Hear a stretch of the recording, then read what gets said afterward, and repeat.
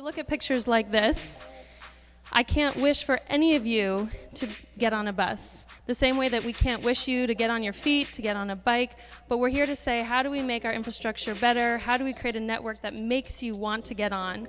And when we look at pictures like this, particularly in winter in the snow there's nothing about this that says, yeah, I want to take the bus. I want to stand in line. I want to stand outside. We have 10 talks for you tonight before we kick off with the 10 talks. There's one person who many of you are familiar with who wanted to be here tonight and couldn't be, so he sent us a video. Hi, I'm Mayor Marty Walsh. I'm sorry I can't be with all of you tonight, but I want to congratulate Livable Streets on your 10 years of dedicated efforts to create safer, more inclusive, and better streets across our city and this region. Livable Streets and the many partners in this room tonight have been crucial collaborators for the City of Boston. And today, I'd like to announce another milestone in our work together, the release of our Vision Zero Action Plan. This plan will guide us in preventing serious crashes and eliminating traffic fatalities. Each day, on average, our emergency medical services responds to 2 to 3 pedestrians or cyclists who have been in a crash. That's simply unacceptable for Boston or any other city. Driving, walking, or riding a bike on Boston streets should not be a test of courage. My entire administration is committed to working with you, Livable Streets, the Vision Zero Coalition, and the Vision Zero Task Force to find and implement effective solutions. We will work to design our neighborhood streets for lower speeds and to work with the state to lower our default speed limits. We will explore steps to stem drunk driving, impaired, or distracted drivers. We will use data to identify streets and intersections that need to be improved. We will make short-term, rapid response changes that can be made in weeks and months, as well as budgeted for long-term projects that will take more time to implement. And we will hold ourselves accountable for our progress. Starting today, the location of crashes will be posted online and updated monthly. Our goal is to get to 0 fatalities everywhere. Our success really relies on how we can get everyone to view safety as their priority. It will take time, but we're on our way to making our streets and our entire city safer for all. You can take a look at our action plan and crash map on our website. Thank you for your continued partnership and have a safe and happy holiday season.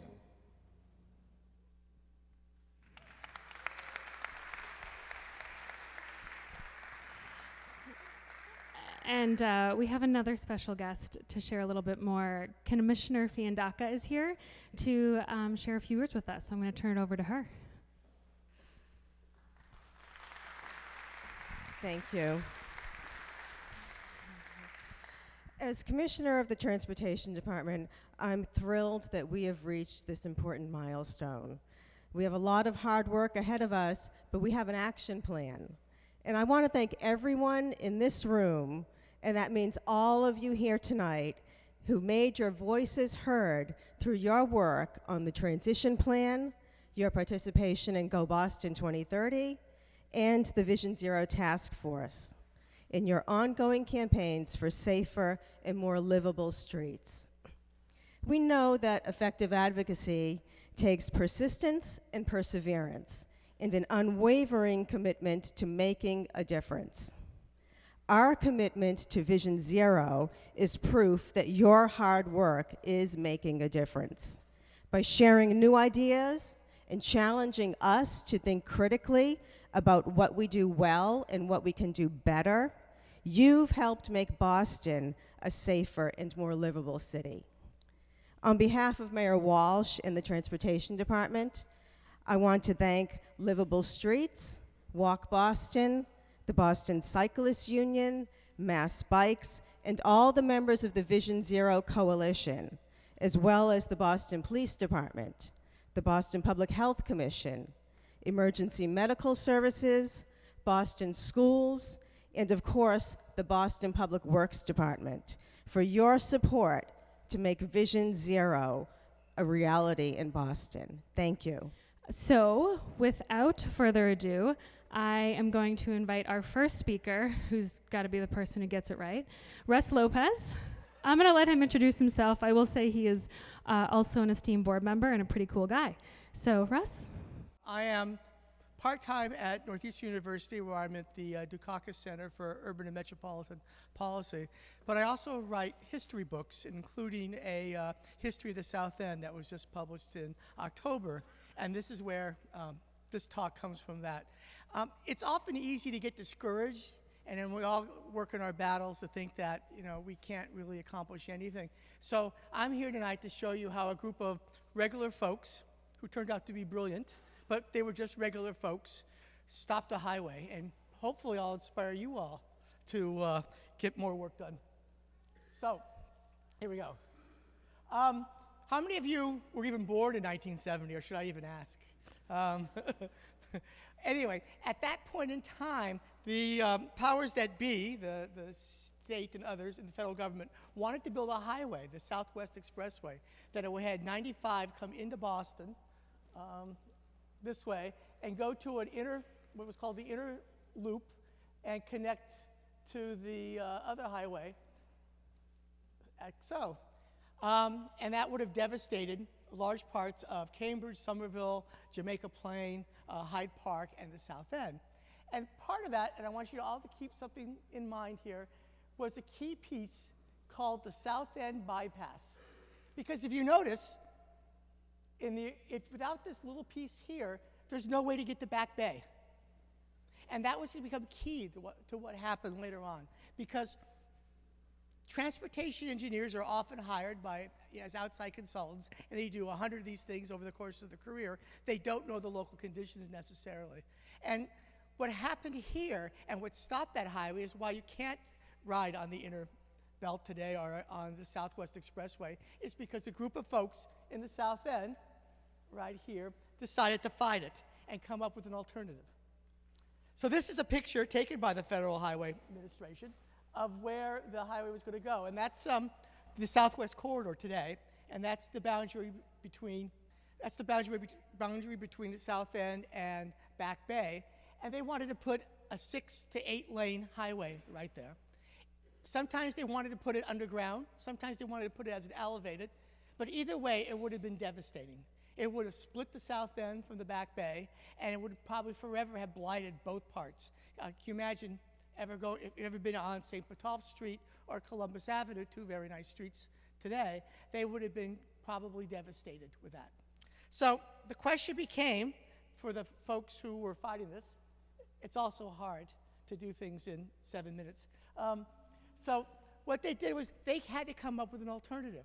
And one of those persons who did this, Ken Kruckmeyer's here, and I keep teasing him. He can give a rebuttal at any minute here.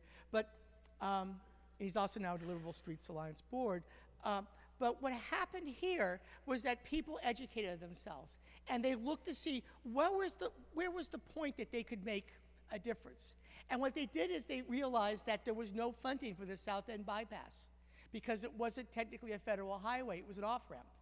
And therefore, technically, the federal government's 90% funding and the state's 10% funding couldn't be used there. And they were actually dependent upon the city to use their money to build this highway.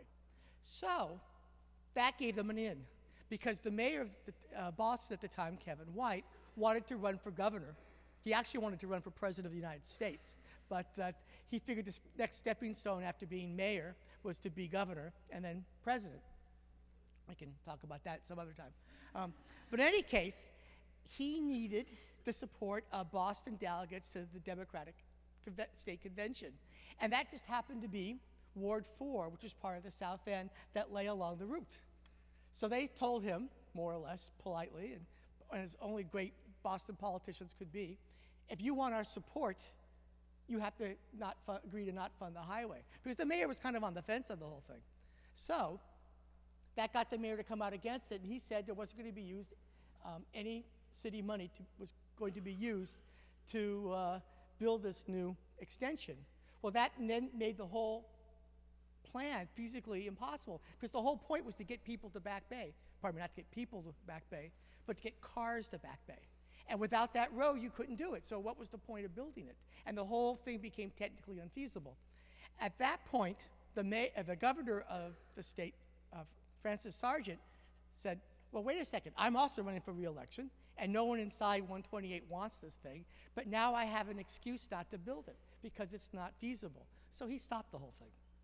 So with that, they took the money for the highway, they got permission to build the new Orange Line, which is actually, the new Orange Line opened in '87, and the rest was history. And you might think, well, that was easy, right? Well, it wasn't. No one had really stopped highways. Maybe San Francisco had, but I don't think any place else really had. There was a huge amount of pressure because basically the city and the state were turning down $500 million worth of construction jobs and new, industry and everything else that they thought would follow from this. We now know that highways don't really help this sort of thing. So it was a very difficult thing, but they did it really by just being a little bit smarter.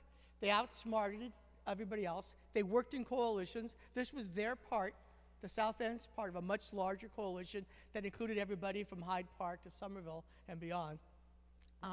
They found the points of pressure, what they could do to actually change things, how they could stop things. And so I think it's a lesson to all of us. We got to be smarter when we challenge sort of the conventional way of doing things. We got to work together, and we got to be persistent, and we got to educate ourselves and everybody else.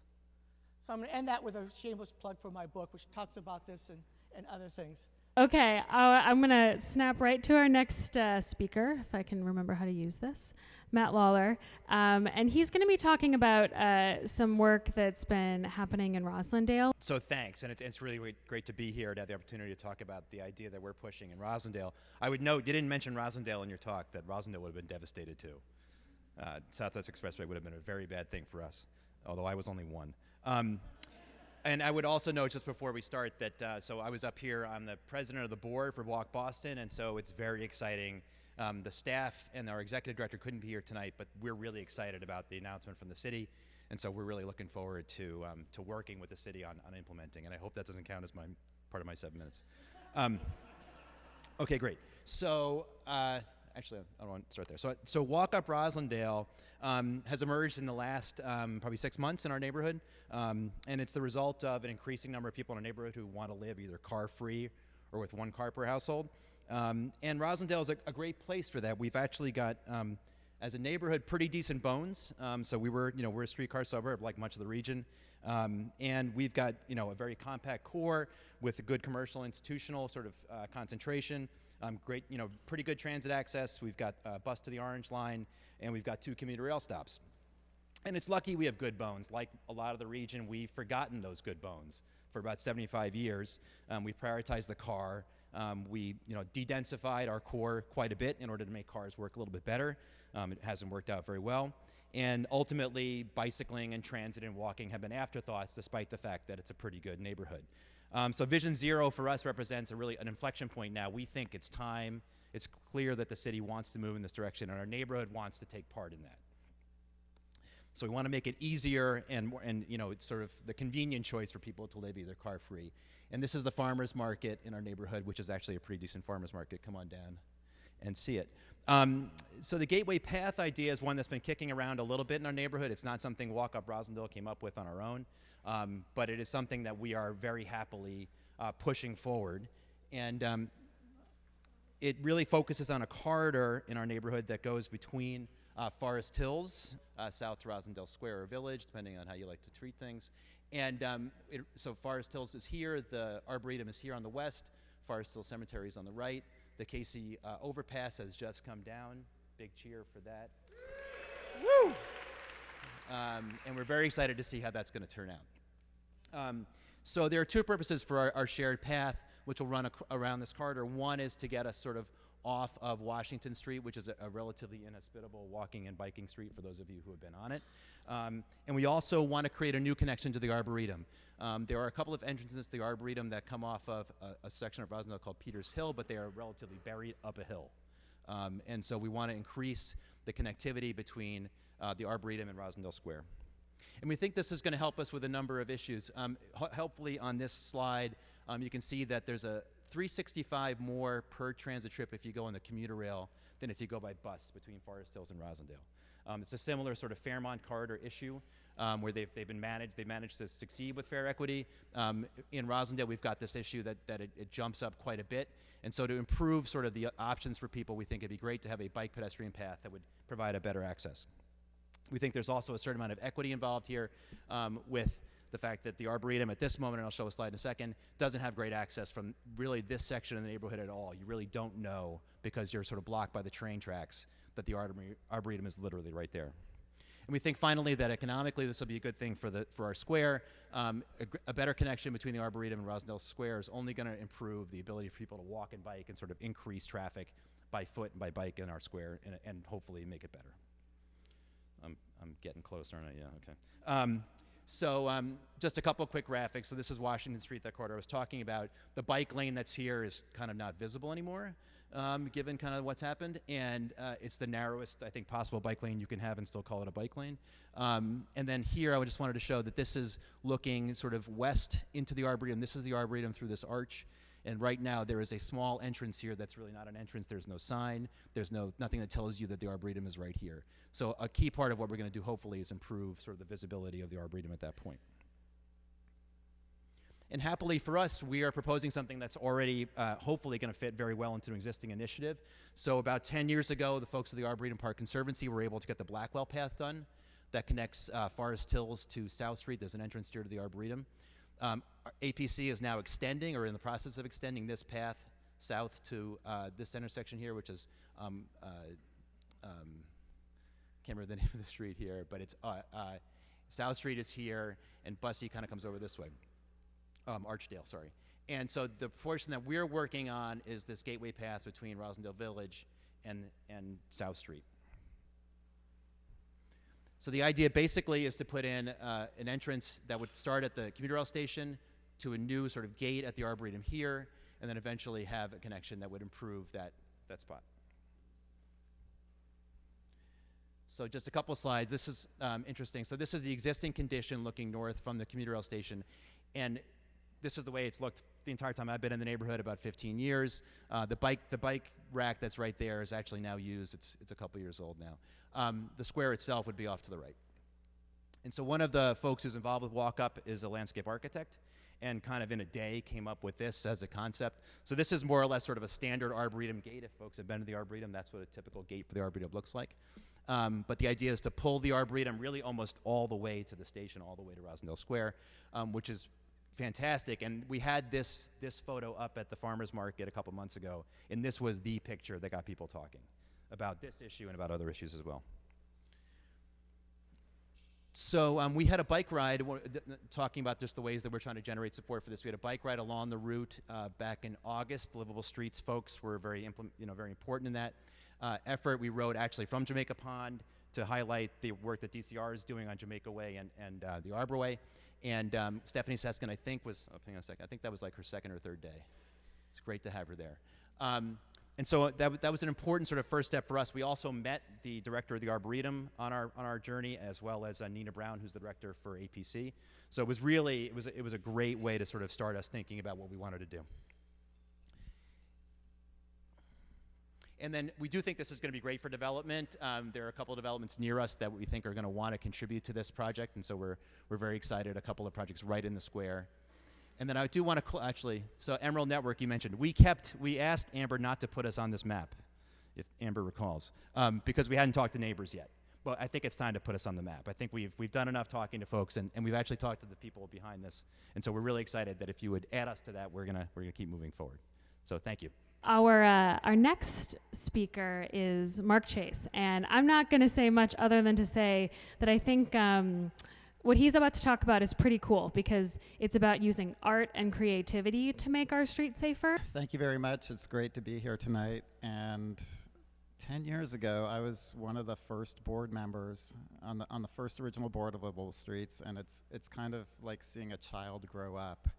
And it's a strapping child that's doing amazing stuff, 10 years old, and really doing a lot of amazing things. So it's an emotional moment for me to be here, and great. So, neighbor ways.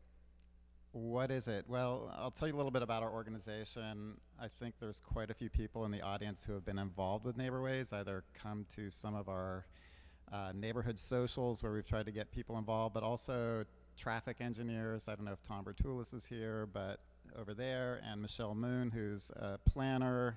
We have landscape architects. We have a lot of people who are involved, including Livable Streets Advocacy Committee, which I'll tell more about that later. But what we're doing, this went a little fast. I hope it's not on autoplay or something, but what we're trying to do is make our streets more engaging for kids to play, to increase neighbor interaction, to calm traffic, and to also be a great network for cyclists of all ages and abilities.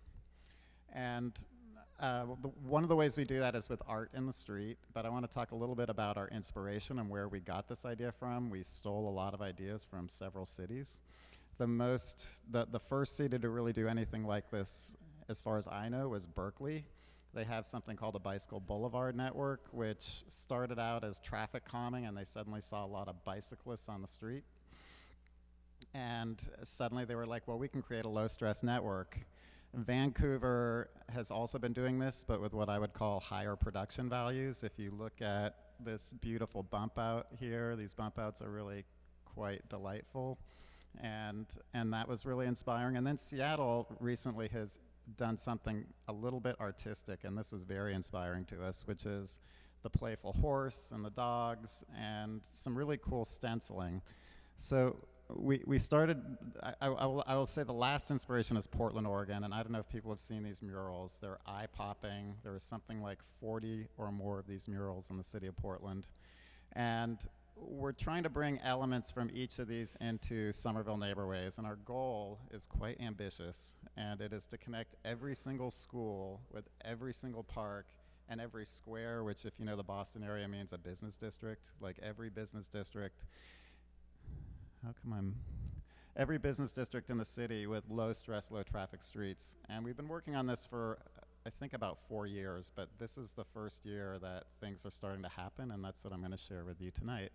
So we're looking at low stress, low traffic streets, and critically, no parking is harmed in the making of the neighborway.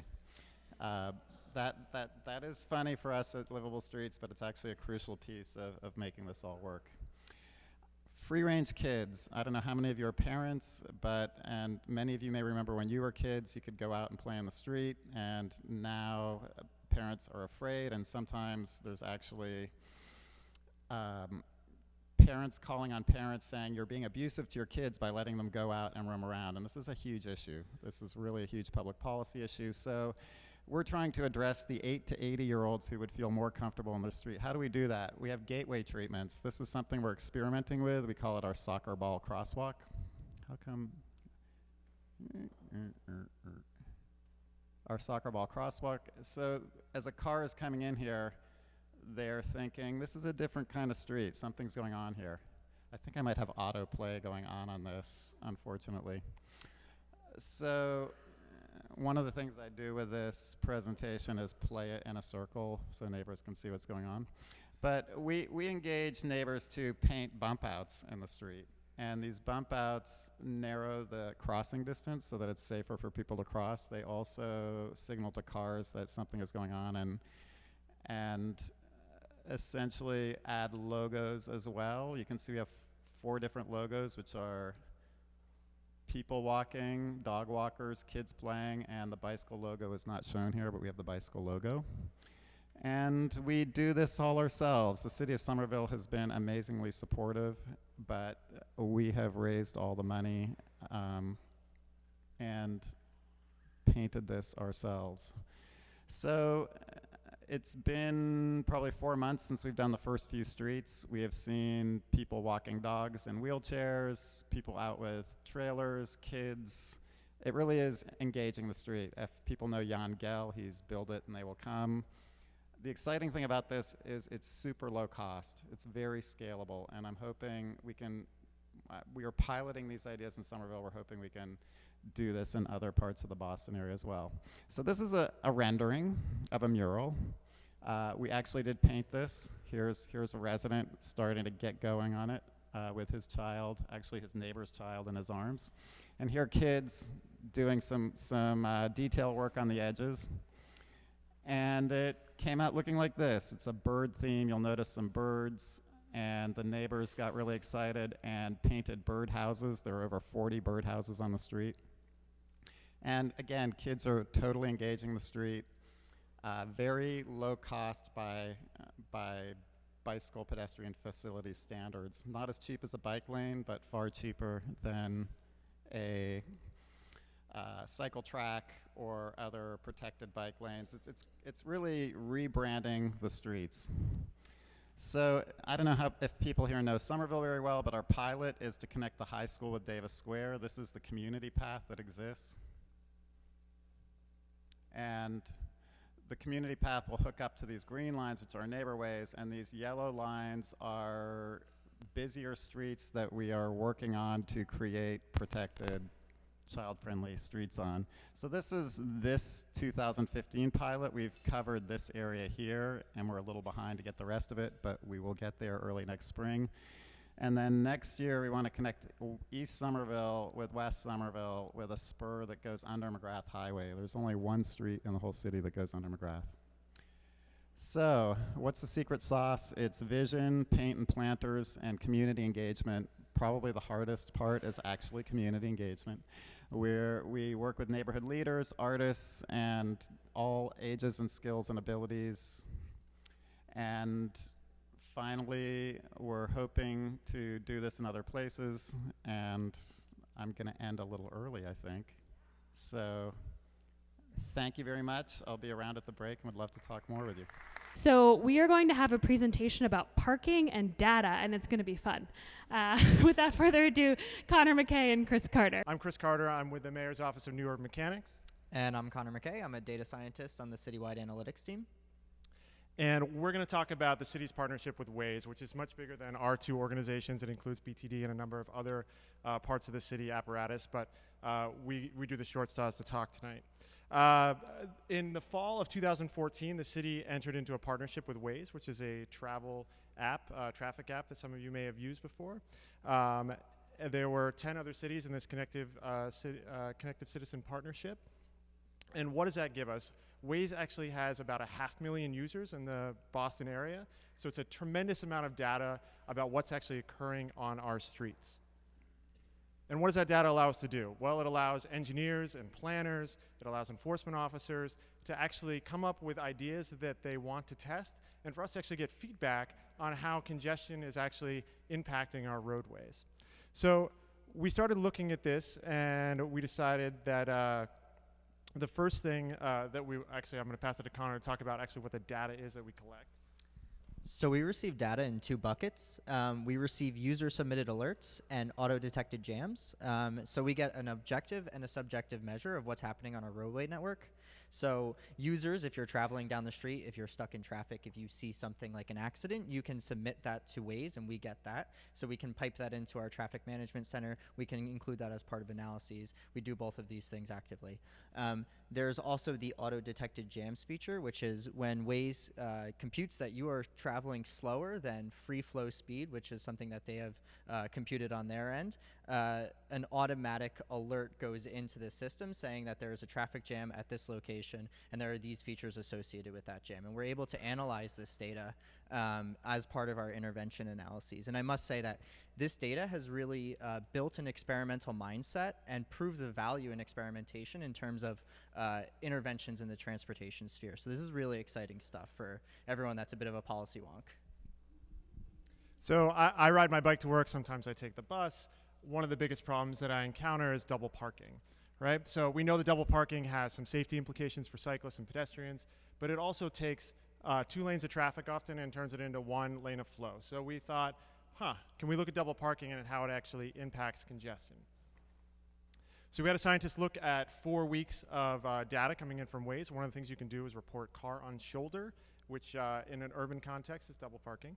And we saw that there were 173 traffic jams that could be associated with double parking, which is, it's a lot, right? So this, how many people ride their bike here? Yeah, right, so it's beyond an annoyance and beyond a safety issue. It's actually causing greenhouse gas pollution within our city. So we took those and we mapped out 5 different routes for enforcement officers in the most pervasive areas. And then we worked with BTD to put officers on bicycles. We use a lot of restraint before we write citations. We sometimes tell constituents to move numerous times, sometimes 3, 4, 5 times before they actually move. How you doing? Do you mind just circling around because it's rush hour? When it comes to the rules and regulations, sometimes we all need friendly reminders, and that's basically what it is. We try to give friendly reminders. Some people are unreasonable, some people aren't, so you try to just find that balance. So what you heard Adam talk about there was actually that he's not really writing tickets. He's asking people to move along, right? So if we'd done this in the past, we would have looked at how many tickets did we issue as a data point. But what we were looking at here is actually how did it impact congestion and the ways data allows us to do that. So I'm going to give sort of 2 quick examples of what we saw. This is Kenmore Square, and you can see on in the sort of salmon color there, the control experiment. And we actually had an improvement where these strike teams were, right? So people were spending less time in traffic jams. I know bar charts are sometimes hard to read, so this is a good thing, right? People are spending less time waiting. In the Boston medical area, we actually saw something that was a little bit different, right? We see that we actually didn't have a great impact with the strike teams, and in some cases it got a little bit worse, right? That people are feeling like maybe this isn't working. And what it really means is that we probably need to dive in this a little bit deeper, right? These are place-specific things. Planners know that you need to sort of evaluate this on multiple levels, so this is just sort of one first cut at that. But when we were debriefing all the bicycle enforcement officers, the thing that really came up for them was they were seeing problems at intersections, particularly in the Longwood medical area, which sort of started to inform our next experiment, which Connor's going to talk about.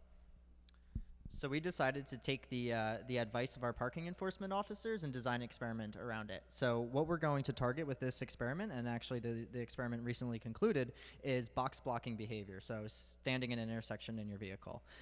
So this is like double parking. It is a significant safety issue, and it is an issue that affects congestion and affects the urban roadway network in general.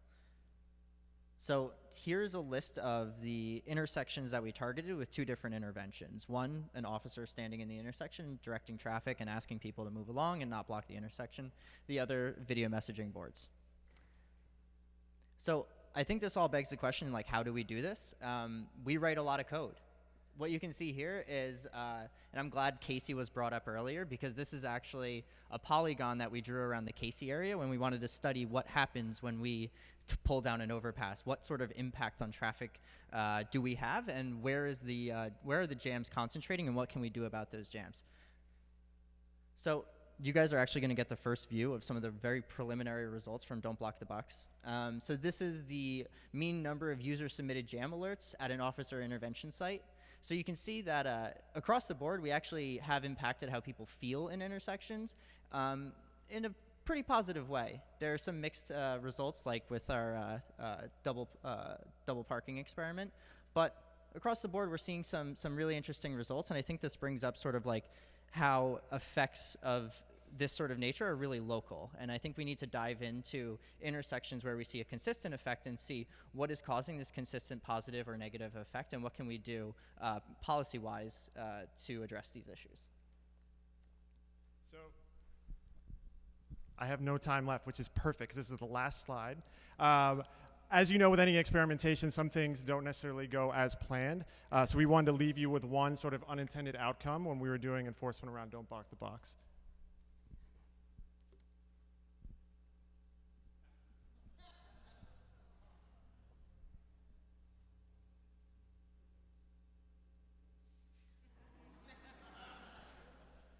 Thank you. Alice, take it away. So I know I'm going over time, and so I'm going to start by doing something, so you'll forgive me for taking up part of your coffee break or drink break or whatever. And I actually, if you've ever heard of Go Boston 2030 before tonight, I want you to stand up.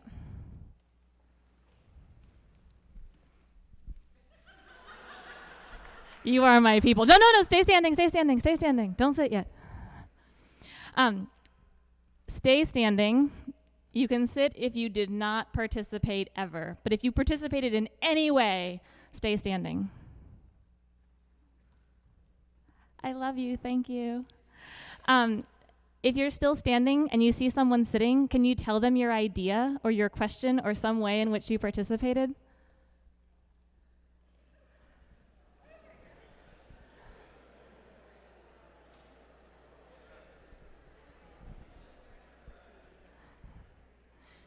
Make a new friend, share an idea, and then you can sit down and be comfortable again.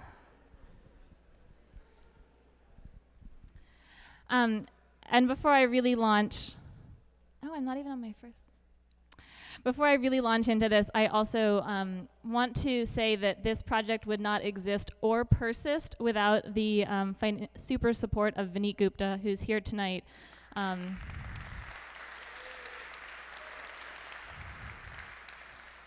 But he's letting me take the stage by myself, so thanks, Vineet. Thank you for everyone who has participated. Tonight, I'm going to take you on a year-long journey through Go Boston 2030's public engagement process to tell you what we did and what we've heard in street campaigns, in narrative gathering, and in community convenings. And even if you've been following along every step of our process, I hope that you'll discover something new tonight about what we've done.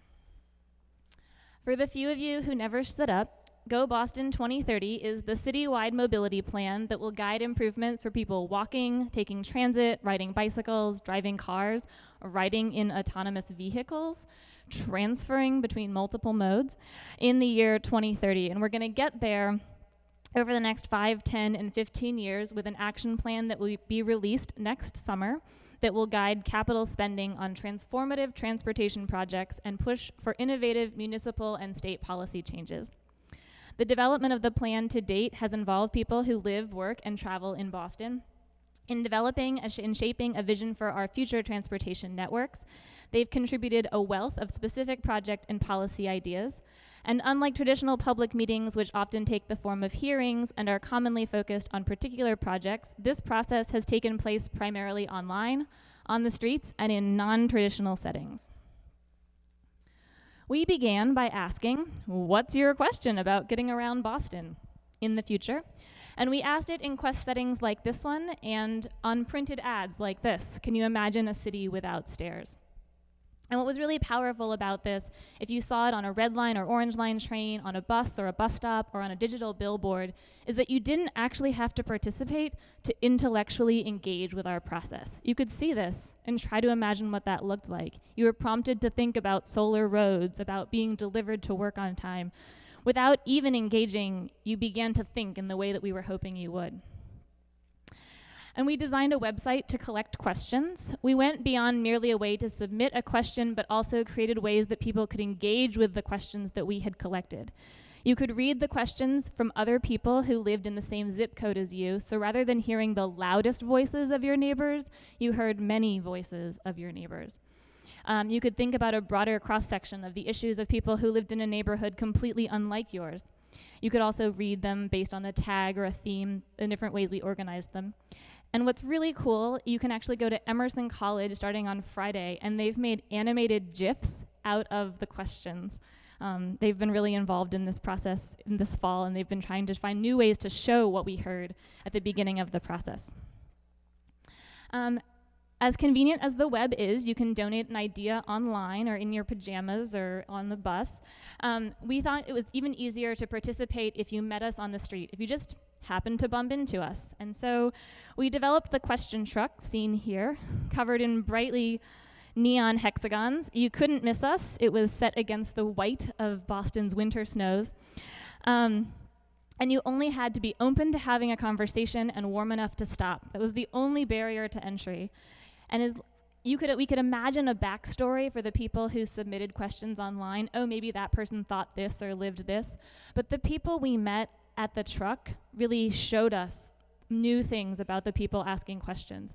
And in neighborhoods that are so dominated by a driving or parking mentality, we got some really surprising questions. There was a young man in South Boston who was actually really concerned about double parking because emergency vehicles can't get through to help his grandmother and their neighbors and her neighbors, and wanted to do more to eliminate double parking in South Boston. So it was really neat to see the people asking the questions rather than only reading them. After we collected the questions, we invited people to come out and engage in the next step of the process. We created a visioning lab, which is shown here, and it really served to help engage people at every end of what I would call an advocacy spectrum for people who really nerd out about transportation. I see some people in this audience whose faces appear in images of this event. You could nerd out. You could go there and you could draw pictures and make a bike and be part of a really engaging process, or you could just come in, have stumbled off the street and learn something new, not only about transportation today, but about transportation in the future. And it was designed both to cater to and gather information from a huge range of different kinds of people. And using the feedback that we got, we were able to develop a series of goals and targets that allowed us to write a vision framework, which you can read online and which was published over the summer. But we realized that we needed to stop talking about hypothetical people and the hypothetical needs that they might have. And we knew certainly our own personal stories and that of our friends, but we wanted to reach beyond that, and we did that through a program called Share Your Trip with BTD. Shown here on the left is Chris Osgood, our Chief of Streets, and on the right is a woman named Arena. And Arena takes about an hour to get to work every day from East Boston to the Longwood Medical area. She walks to the Blue Line. She takes the Blue Line. She walks to North Station because she doesn't trust the Orange Line. Then she rides a Masco shuttle all the way to the LMA. And so we talk a lot about the importance of connecting emerging neighborhoods that are growing rapidly with business areas that don't have great transit service. It's completely different to say, how do we help Arena? How do we serve Arena? How do we build a city that meets her needs? You can actually read 10 stories that are available on the web. This one has a cool video attached, thanks to Chris Carter. But you can read about all of those characters there, and I see some other famous people from that project in this audience. When you go to provide input on your phone, you can watch really beautiful things, you can slide through beautiful things, but maps require you to type in an address or to drop a pin.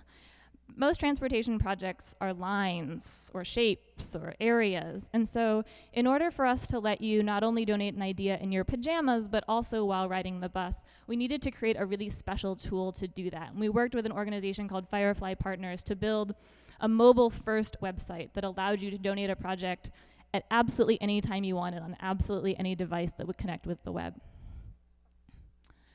We had an Ideas on the Street pop-up. It was a bike trailer that was specially designed for us to collect ideas on hexagons and maps. But the most incredible part of this phase in the process was talking to people who didn't really believe their ideas mattered. I think that my colleague Sarah is here tonight, and I know it also happened to me. Both of us at different points in the process met with homeless people who happened across the trailer, and they didn't really believe that they had a voice. And we just had to keep talking to them for a while to say, you don't have to have an address for this process. You just have to say you have an idea. Just share your idea. It's totally okay. And it was amazing to see how they warmed up to that and the great ideas they were able to share. And our final idea collection strategy was the idea roundtables. We held 3 of them, and while in some ways they looked sort of like ordinary events, they were held in gymnasiums and cafeterias.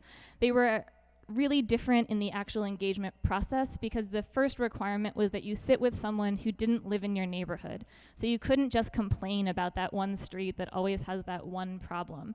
You had to think as a group about your personal issues, the issues of your friends, and the issues of personas that we gave you to adopt as well.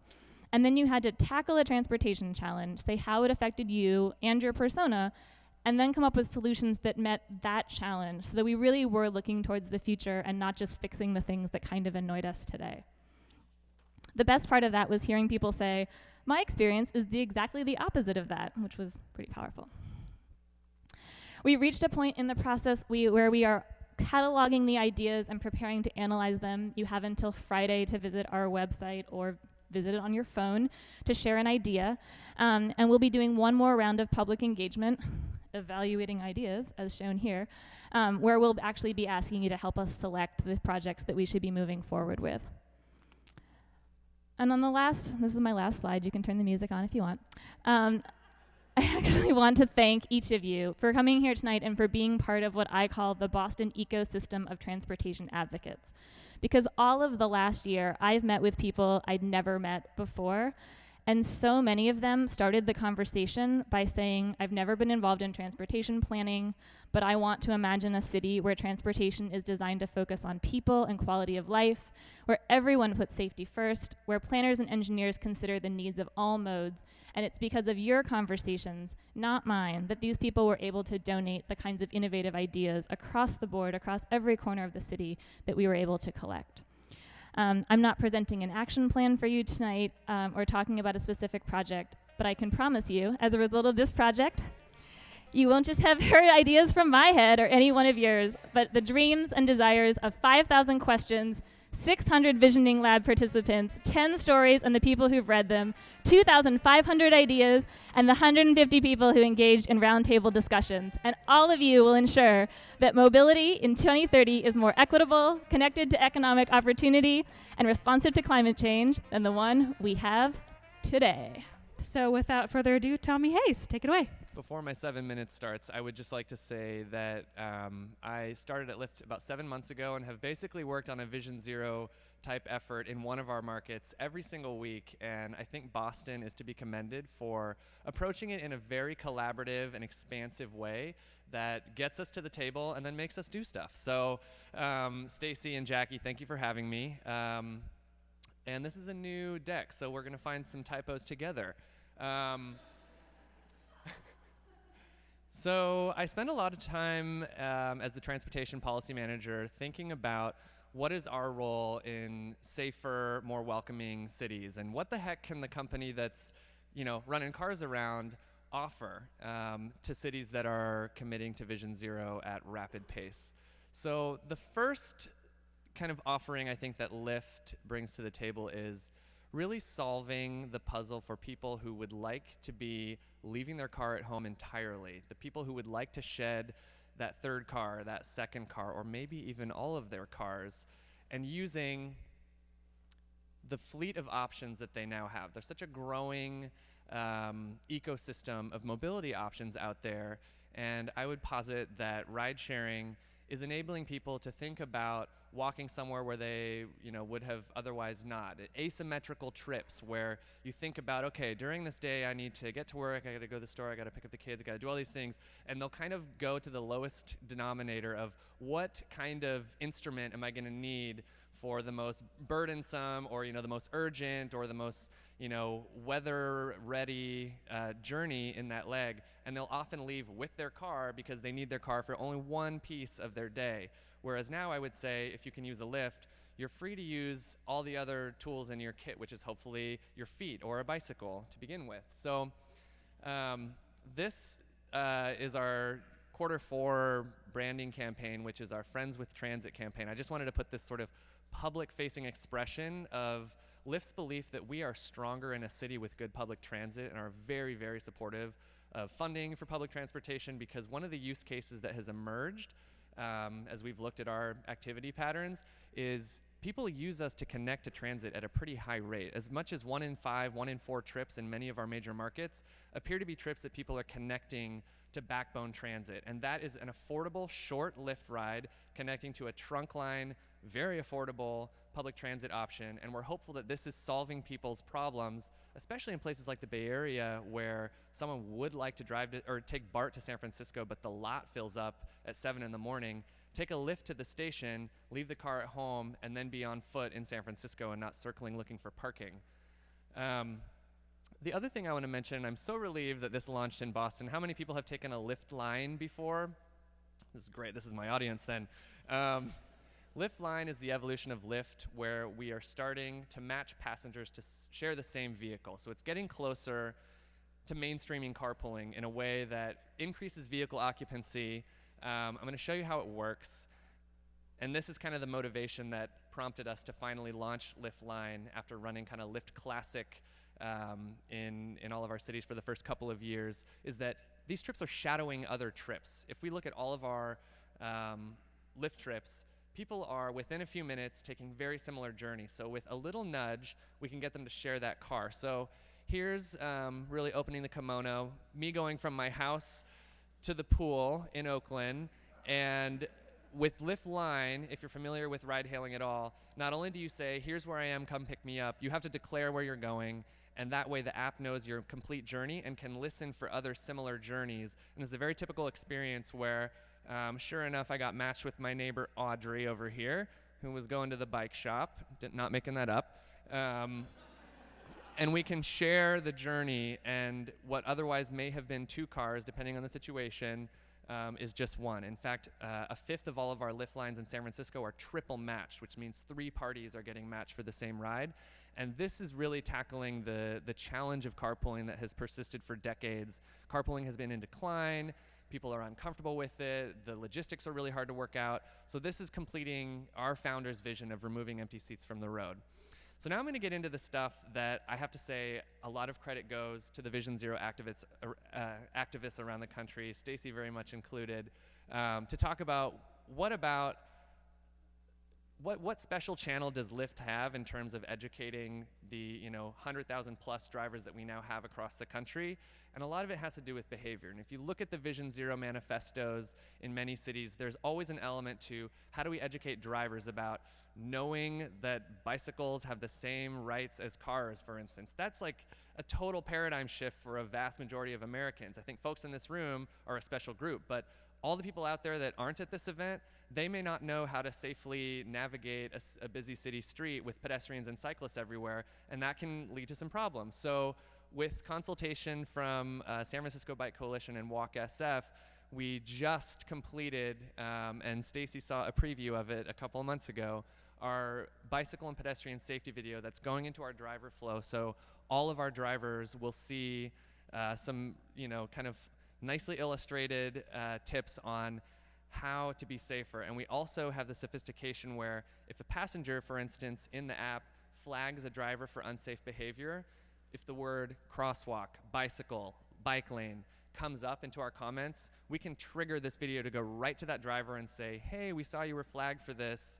Watch this video. And we're hopeful that this can actually move the needle, because we're going to be reaching 100,000 plus drivers who may not have had any of these concepts since they were 16 and got their license. So that's one step. We're also working both in the app and also through the use of phone mounts. We've done a lot of research about this internally, about what makes drivers distracted and what can help. And so right now we're offering, we're pushing a promotion to get discounted phone mounts for all of our drivers, and I'm hopeful that pushing internally, I can get them included in welcome kits so that it's one of the first things that a driver has. And then the other thing is, what about passengers? We talk a lot about dooring. Raise your hand if you've ever been doored. It sucks. And thinking about things in the app as well as in the cars that we can kind of push in front of the passengers and look in the data to see if we can actually, again, move the needle on some of these problems in cities. So the last thing I'll mention is we have started to take a very proactive role on my team in stepping up for really good planning measures. I was down in LA supporting their new sustainability plan and their complete streets efforts, because we only think that roads that reflect the way people are getting around in a multimodal way, it helps us because it makes more inviting leaving your car at home in the first place. And so we're interested in hearing from communities such as yours, where are cities dragging their feet? Where are there opportunities for an unlikely ally to come in and say, actually, separate that bike lane, put that road on a diet, et cetera. And a really quick specific example, in San Francisco, their Vision Zero plan involved taking private vehicles off Market Street or prohibiting turns. And not every rideshare company came out in support of this, but we showed up and said, this is something that we think is better for us too. And if we can kind of make curbs smarter and make loading zones happen in places that make sense, it's going to be better for us, it's going to be better for Muni, better for bikers. And this is now actually the scheme that Market Street, our thoroughfare in San Francisco, sees. So I'll leave you with this thought-provoking kind of message from the company that's circulating cars even here in Boston, with our vision of the future, and we hope that it is going to make our cities safer and more welcoming to all road users. I'm really excited to have Scott Hamway here to talk about what MassDOT is doing to think long-term about their planning and kicking that off. Thank you. My name is Scott Hamway with MassDOT. It's great to be here. And I'm here today to talk about a project that I'm very excited about, which is the MBTA's long-range 25-year capital plan. Alice Brown and Go Boston 2030 had already taken all the good names, so I had to ask my 11-year-old for an idea of what we could call this process. And she came up with Focus 40, which is meant to signify a focus for the MBTA and also a focus on 2040, which is our horizon year. And as a planner, I really like looking out into the future. I think that's a great and valuable thing to do. But as Stacy kind of hinted at, it's been a challenging year for us to think too far in the future.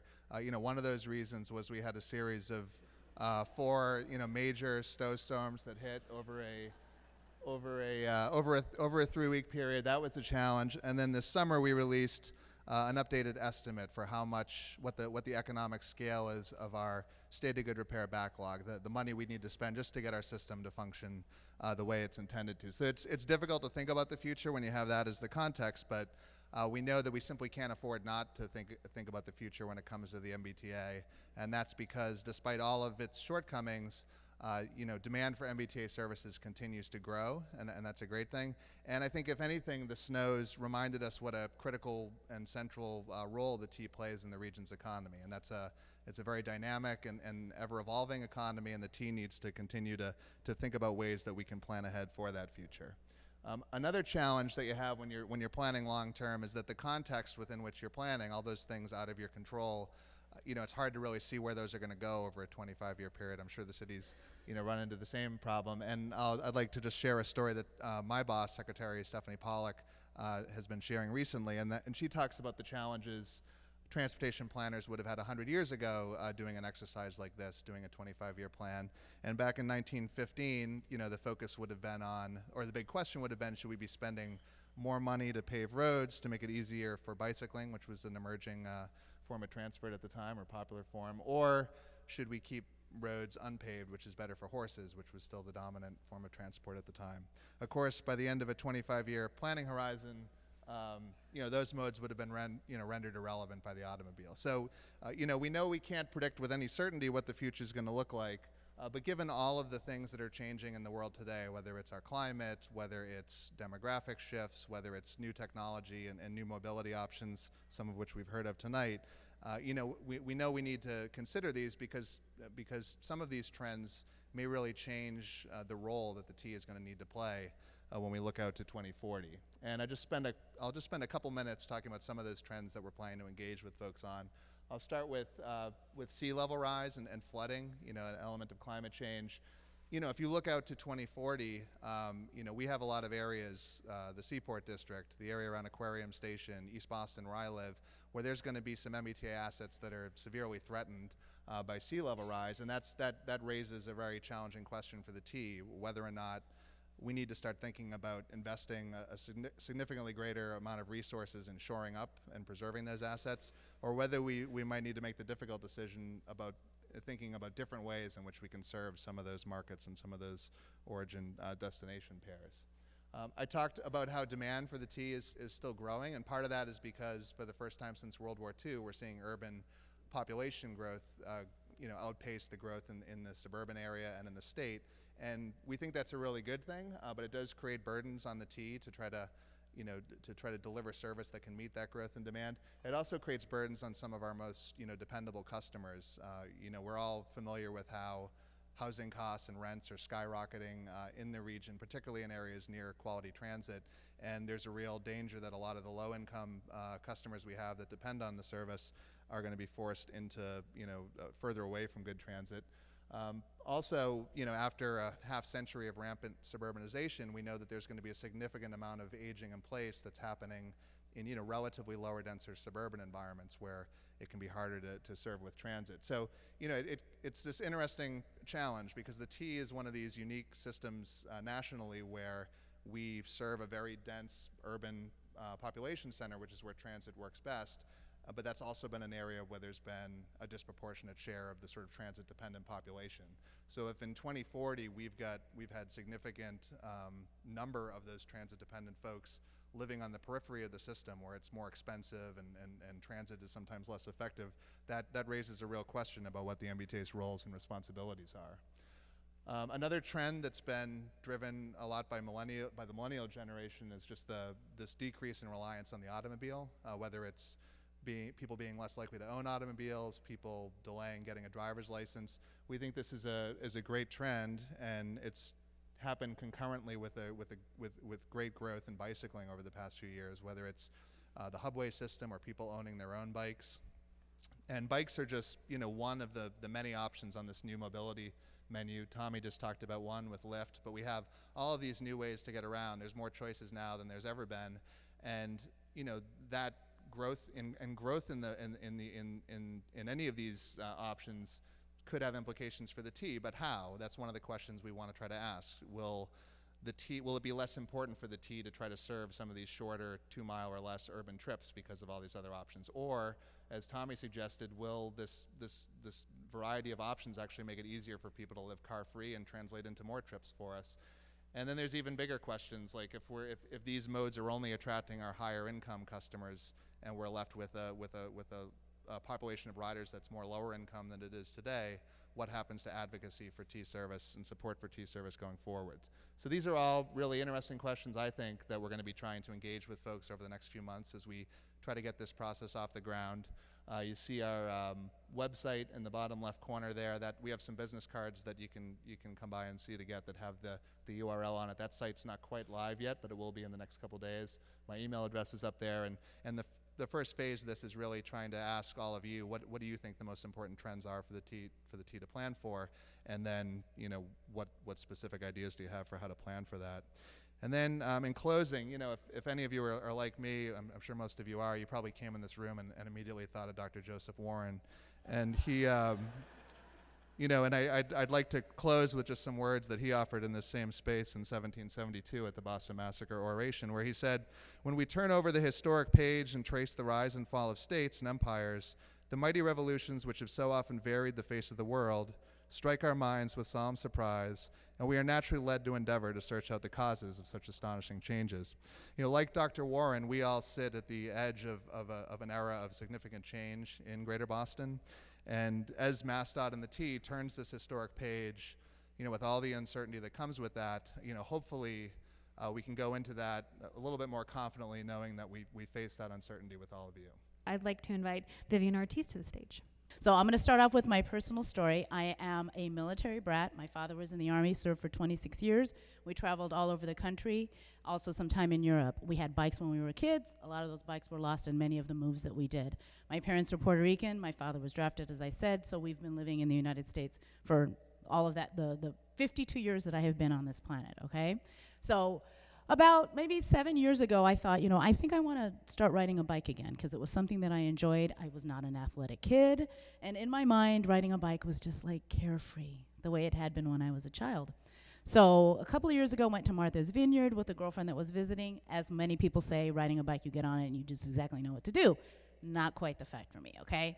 Riding on a bike path with little kids that are doing all this stuff, I basically threw myself into the wall when I was at a point where I couldn't figure out what the damn gears were doing, okay? So I thought, this is much more different than when I was a child, so let me figure out what's going on. Thanks to the Boston Bikes and the city's initiative to get women on bikes, I heard about the Women's Learn to Ride Clinic that was taking place at the first annual Women's Bike Festival. So I signed up for that as I was getting off the bus. Oh, one very important note, in the 6 years that I've lived, or 8 years that I've lived on the East Coast, I have chosen not to have a car. Being from El Paso, I never remember people on bikes, getting on the bus. Why would I do that? I had a car. So folks think, why is it that she doesn't? When I moved to the East Coast, less stress, get on my feet, or get on the bus. So I have been a faithful MBTA rider since I moved here. An hour and a half commute that I had at my former job going each way. So I am very much a faithful user of the MBTA. But anyway, I sign up to go to this Learn to Ride clinic. And as I'm getting off the bus and making my route up there, I see that whole sea of women that are coming down, and it's very Tour de France. And I thought in my head, maybe next year, I'll join them. So I did complete it. This year I did do the Women's Learn to Ride clinic after last year learning how to ride. Oh, I'm realizing I'm not clicking on any of my stuff. Sorry about that. So there I am in the first year where I was with some of the young ladies from the Learn to Ride clinic that were extremely patient in helping me figure out the gears and how to do the hills and all that stuff. And then this is this year when I actually participated. It was not an easy thing. Those hills were not easy. And I'm not ashamed to say many of those hills I walked them on the bike. So these are some of the pictures of what we have going on in our communities. I know a lot of you guys know who Noah is on the left. He's running his own bike shop in Bowdoin, Geneva, in case you don't know. Over here on the right-hand side are Michelle and Jarrell. They run many of the biking events that we have. They did a Roxbury ride-along. And then the superstars in the middle are Chevelle and Holden. Chevelle is up here in the front. They are a young group of folks that I have the opportunity to work with in Mattapan. Mattapan Food and Fitness Coalition is the organization that I first initially started volunteering with, and now I am the project coordinator of the Let's Get Healthy Boston project that we're working on. We receive funding from the CDC. It's administered by the Boston Public Health Commission and BAC, Boston Alliance for Community Health. We have 75 community champions, healthy community champions throughout the city. Some of them are here. You saw earlier when we got our pictures taken, we're working on active transit, which means getting folks on bikes and walking. We're working on access to healthy food and also increasing the number of smoke-free housing units that we have throughout the city. So that was the plug for the project I'm working on. So Holden and Chevelle, 5 years ago, decided that they wanted to, with some other folks and the support of the Mattapan Food and Fitness Coalition, to put together a biking event because they wanted the rest of the city to know, yes, in Mattapan, Black people do bike. So we just celebrated our 5th anniversary. It's a wonderful, wonderful event. July 23rd, make sure you put that on your calendars. We want you to come. Community bike rides are something that we do. Lee Toma over here on the left in Milton is one of our huge supporters. Up here on the left, that's the Learn to Ride clinic that we had, where we had them come to Mattapan. We had about 22 women come out. Some of them had never sat on a bicycle. And some folks would say, but why is that? Why have they never ridden a bike? Depending on what your background is, that's not something that was acceptable. My almost 90-year-old mother in Puerto Rico never ever rode a bike. That wasn't acceptable for a girl to do. So think about that when you're thinking, well, everybody knows how to ride a bike. Not necessarily. This is the condition that we live in Mattapan, all right? This is Blue Hill Ave, if you've ever been to Mattapan, and if you haven't, we invite you to come out. This is Blue Hill Ave, the intersection in the middle of the square. One thing that's very important that's missing, that's invisible, is the crosswalk. If you needed to get from one point to the other, you've got 8 lanes of traffic that you need to cross with absolutely no crosswalk, okay? The name of my presentation, as I had written in there, is Invisible, and I'm asking invisible to whom? These are not things that are invisible to us. These are invisible to the rest of the community. So we're here to let you guys know we need help in Mattapan. We need to have infrastructure. We need to make sure that things are safe because folks are out there riding every day under these conditions. People are walking across the street because crosswalks are planned in a way that are not necessarily the way that the users are going to need them. So if the bus stop is on that side, why is it that the crosswalk, people are coming over here and there's no crosswalk here? So please make sure that you're paying attention to Mattapan. Come out and see what we're doing.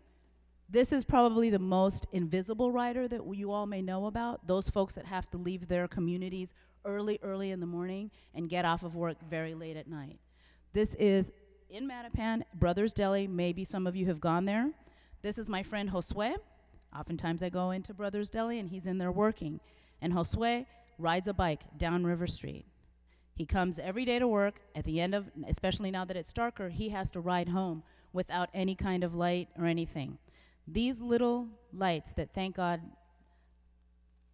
Boston Bikes donated to us, and we did a Be Brilliant campaign where we went out at night and put these on the bike riders' bikes. We'd already finished working on the campaign. I went in one night. He was there. I gave him 2 of these. This is a lifesaver for him. Now we need to get him a helmet. But Josue now knows that when he leaves at the end of the night, he has these lights, and this can be a lifesaver. So a couple of action items that I'm asking you about. These are pretty inexpensive. The ones that I have on my bike, I got at Kmart. Buy a couple of these. Hold on to them. Put them in your purse. Put them in your bag, whatever it is. And when you are at a restaurant, find out those folks that are the ones that are coming in early and leaving late. Make that donation. Leave them there. You don't even need to go ask. If you go out to dinner in Back Bay, just say, hey, I want these here. Leave them here for those folks that are having to trek back and forth in Boston in unsafe conditions. One other thing I want to ask about, I want to ask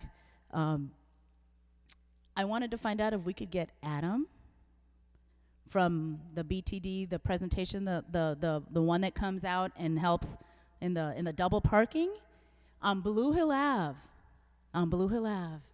That happens all the time. Wouldn't it be great if we had somebody that could come out and have those cars moving? What, you know, and you know what? He looks like us. I'm hoping that I got his name right, but it would be so awesome if we could have somebody that would come out there and talk about, get these cars to move. We're making Mattapan a biking community. We're working with a lot of different organizations. We have a lot of supporters that are out there. I had no idea 18 months ago what a Cheryl was. There's a lot of people. We need a lot of biking education. People didn't know what a Cheryl was. We don't have Cheryls. We don't even have inviting opportunities. I ride down River Street when I'm riding my bike, and I noticed the other day, there's nothing on there that makes it inviting. There's nothing on there that tells the car drivers, you need to share this. So when I do ride my bike to work, the 7 minutes that it takes me whenever I do, I kind of have to say a prayer and just say, go for it. Be brave, get in the middle of that lane, and just let them know I belong on the street just like everyone else, okay? Thank you very much, and we hope to see you in Mattapan. Ari Ofsevet is an active member of the Livable Streets Advocacy Committee. He is also our project lead on the I-90 Alston Interchange Task Force, and he is going to tell you more about this project. The I-90 interchange, you've probably been over it. It's where you go up on a bridge in Alston over the railroad tracks. You have a nice view of the city, except you can't really see it because you're trying to avoid the other cars and trucks, and there's traffic and such.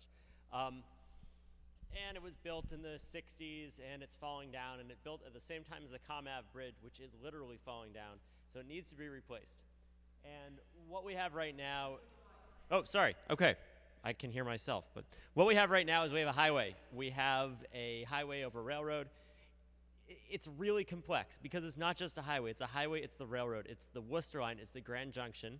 The land ownership is insane because the state sold it to Harvard about 10 years ago. Because politics, and because Harvard, because politics, it's confusing, and this is what we have today. And right now, the original plan was basically to say, okay, we have this, well, we can replace this, and we can make the lanes a little wider, and we can make the curve a little less, and it's going to be great. And a bunch of us said, maybe that's not the greatest idea because this is an area along the river, and it connects a lot of things, and maybe there's another way to do it.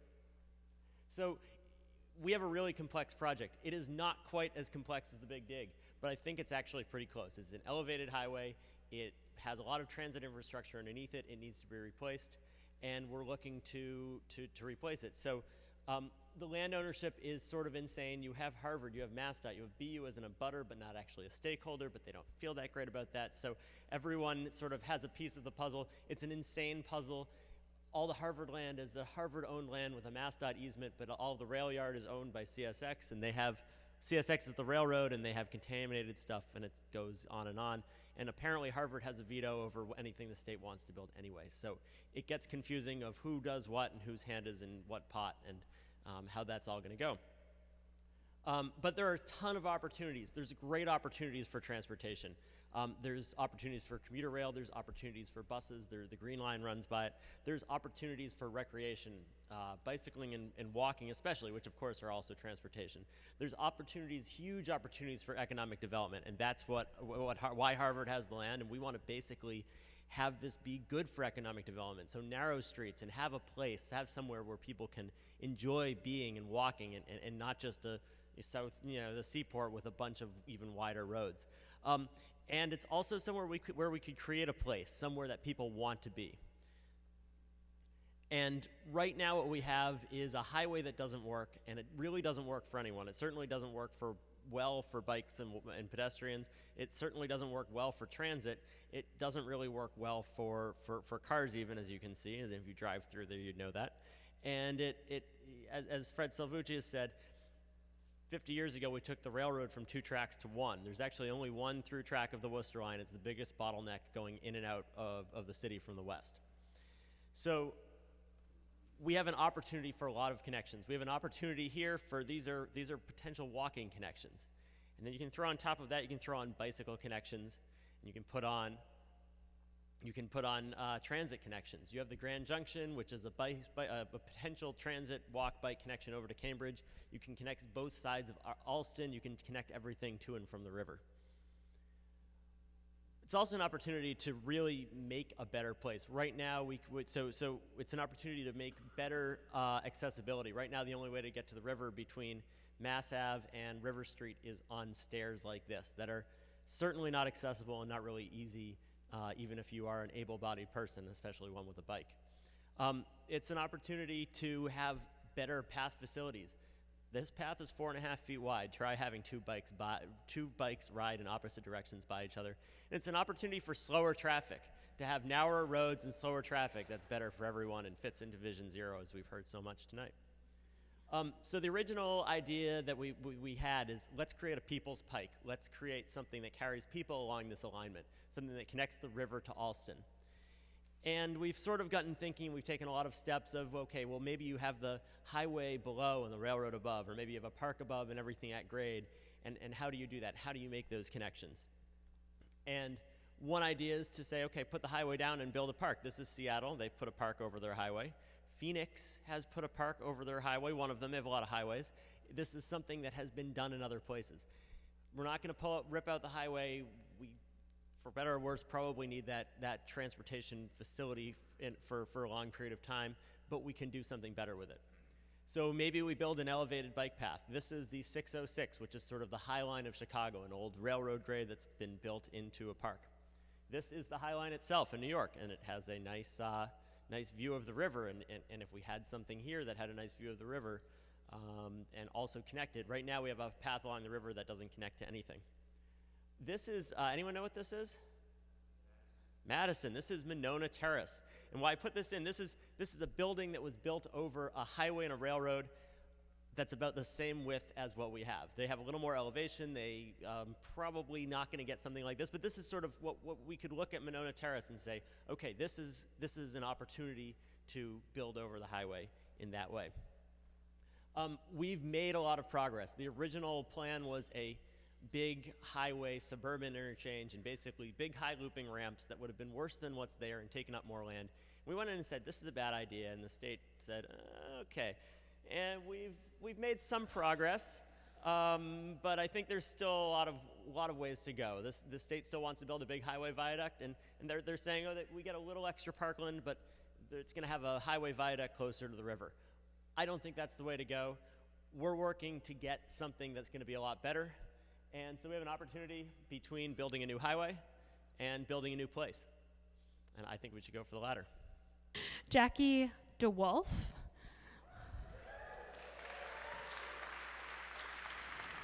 Will be telling you why we should make buses sexy, and that's all I'm going to say about that.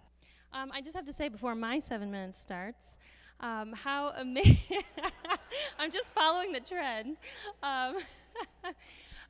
It's really amazing to be here, to have been with this organization for 8 years and to watch this event grow and grow. We outgrew our office, and then we outgrew a room near our office, and then we outgrew Central Square Theater.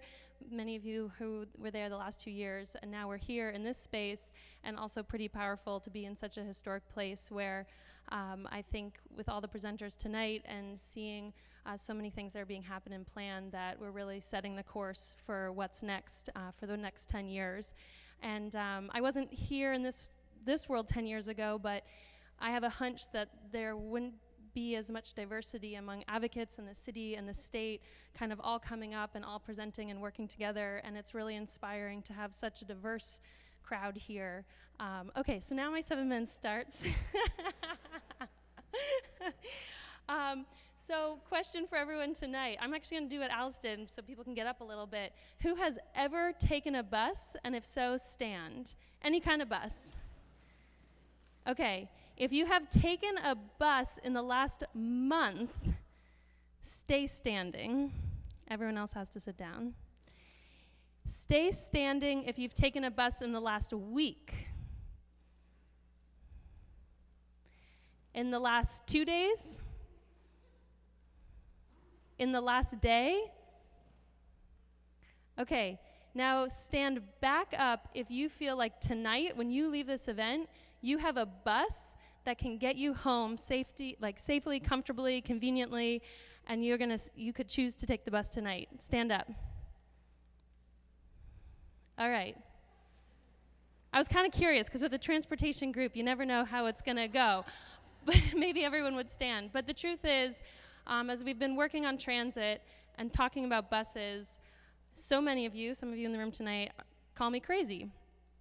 And so when we look at pictures like this, I can't wish for any of you to get on a bus. The same way that we can't wish you to get on your feet, to get on a bike, but we're here to say, how do we make our infrastructure better? How do we create a network that makes you want to get on?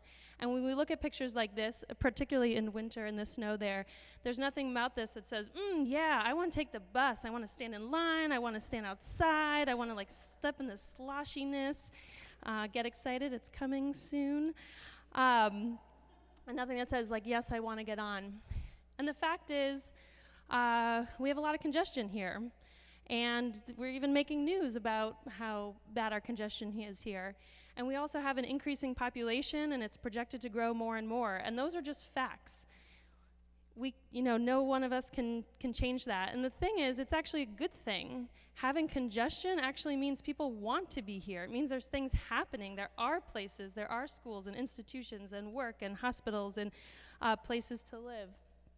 But that begs the question of how do we move people efficiently and effectively and conveniently around our city and around our region. And to be able to do so, we have to look at all of our options. And many of you have seen this, is my favorite slides, is 50 people in cars, 50 people in buses, 50 people on bikes. And so we need to think about all approaches, and we've heard a lot tonight, but buses are key to the equation, and transit is one of the backbones to make all of this work and to give us good options and to be able to make, frankly, our personal lives and the entire region work. But this is not sexy. This isn't.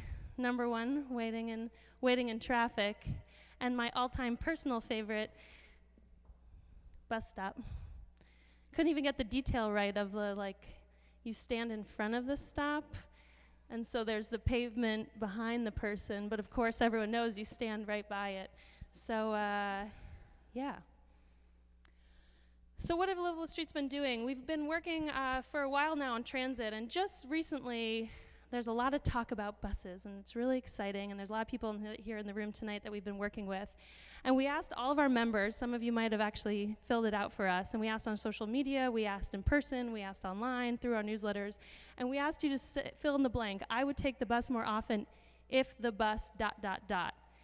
And we've gotten hundreds and hundreds of responses, and we ended up categorizing them all to see what people said. And because it's really little letters, I'll read it for you. So overwhelmingly, it's actually closer to 40% now, is better timing. And that's it didn't get stuck in traffic, it was more reliable.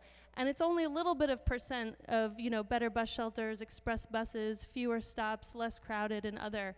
But the reality is what it shows is a couple of things. One, reliability. People just want to know when it's coming, how often, and the fact that it is coming often so they can actually rely on it. And then everything else is kind of secondary. But interestingly, what we know is everything that's secondary is actually what makes the bus also more reliable. So we really need to look at everything. So how do we do this? We can start with our stops. We can be a little creative. We can actually show value to our buses and actually change the pavement and change the texture and feel to let people know, hey, this is a bus stop. And maybe a bike lane goes by it. We can ticket. All towns actually have the legal ability to ticket people parked in designated bus stops. We can separate in congested areas, and we can actually push out a bus stop, which we now have on Western Ave in Cambridge. We can get bus signals and give them actually bus priority so that when a bus is coming up to an intersection, they can go through. We've already started doing this, actually telling people when the bus is coming and actually improving it so you actually know when it's coming. We can, again, have markings, have designated bus lane markings and bus stops, and even more separated bus lanes, and even sometimes mix them with bikes.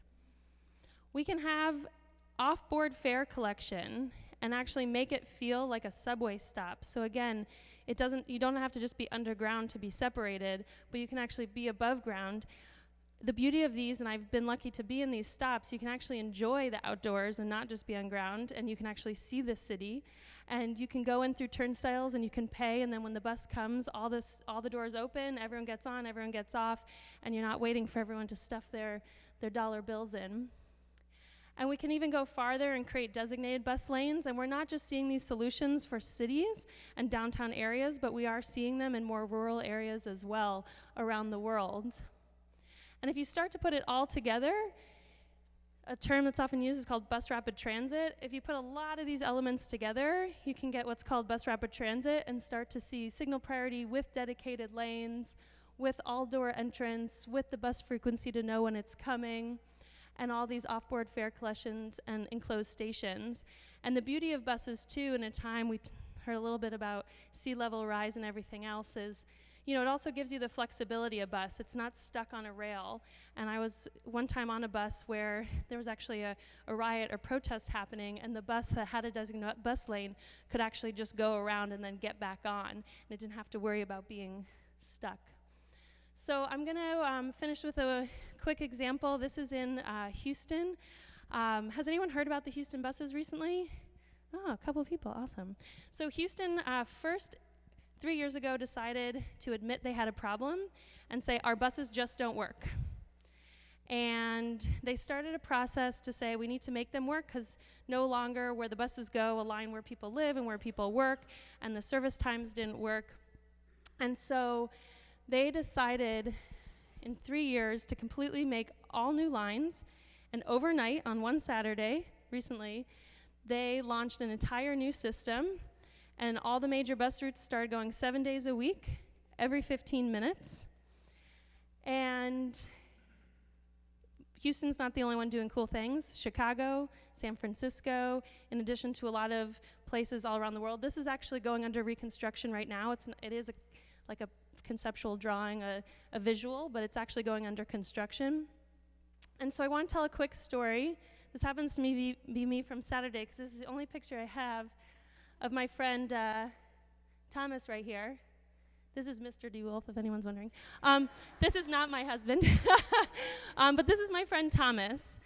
And I heard about these Houston buses just recently, a couple months ago, and I got to go to Houston a couple weeks ago to visit Thomas and his wife Jessica, and they drive beautiful big pickup trucks that are very comfortable. We drove everywhere, all over Houston, all over the city, into the suburbs with Thomas.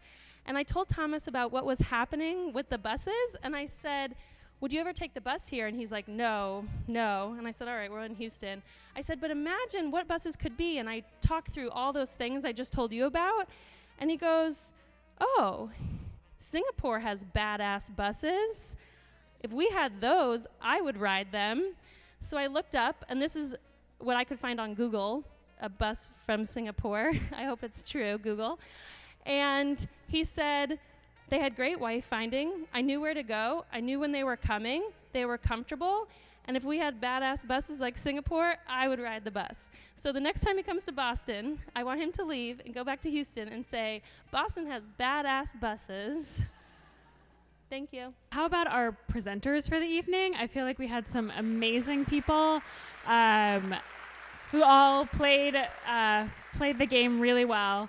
I want to thank the City of Boston for coming and sharing the Vision Zero Action Plan with us tonight. It gives us all something to work on tomorrow. So without further ado, have a wonderful evening, and thank you.